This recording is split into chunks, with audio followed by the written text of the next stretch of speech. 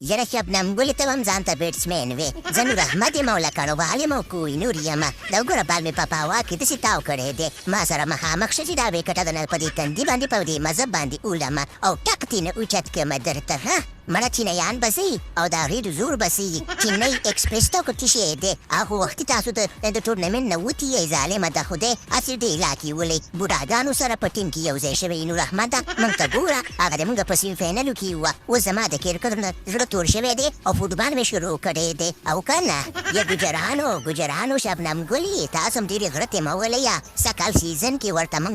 برګرې وهلي دي برګرې مو ورته خوړلي دي دا کب به موږ وړو خلکو موږ پورې خندل چې آی پی ایل ټرافي وګټئ د آی پی ایل کوپ وګټئ نو موږ هم ورپسې په آخر راغلي برګرې م خور د خیره سره او هلکه راشد خانه ته څنګه داسې غلی پلې او داسې خپه ناسې چې دا ولې یاره ویراټ کوهلي سولي د انوشکا مېړه بس به درته ووایم که نه سږ کال مې دا نصیب بیخي په ټپه باندې ولاړ دی او قسمت مې پنچر شوی دی بس هر سړی کې راشي سر به یې د سړي نه سر به یې د بیټسمین نه سر به یې د کرکټر نه په ما به ټکي چارې وهي ولا بس وایي چې اچا خبره چې وي خوارې نو په هندوستان هم خوارې نو ما سره همغه کانې شوي دي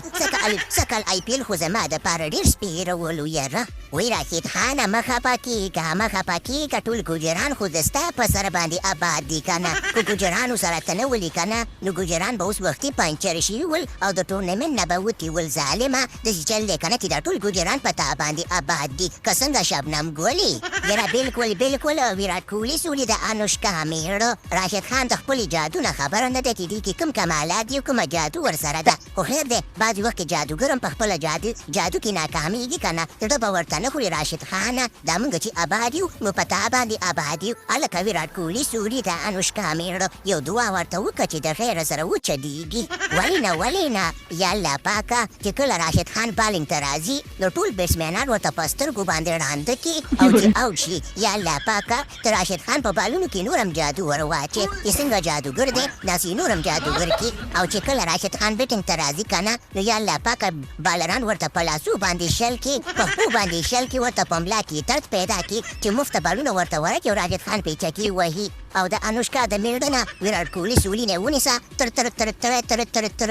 تر هاردیک پانډي سانډي پورې ټول بیټسمینان ورته په سترګو باندې ړانده کړي تاسو وایئ چې امین یا ویراټ کوهلي سولي مننه چې ما ته دوی دعا وکړه خو په دعا کې دې ځان نه هم ښې راوکړه او بیټسمینانو ته دې هم ښې راوکړه نو دا د دعا نه ښېرا ډېره تا وکړله ظالمه ده خو دی خو زه خیر دی زه نه غواړم چې د چا ګناه په سر باندې واخلمه بس ټول دې دغه دې تکړه خو زمونږ نصیب دې پکې لږ وچلېږي که نه او والله چې ما نه خو هېر شي او که نه چې زه په دعا کې خلکو ته خیران کوم خو زه خپله خیره واپس اخلمه خو راشد خانه الله پاک دې نصیب کې برکت واچوه او پروګرام ته ورګایم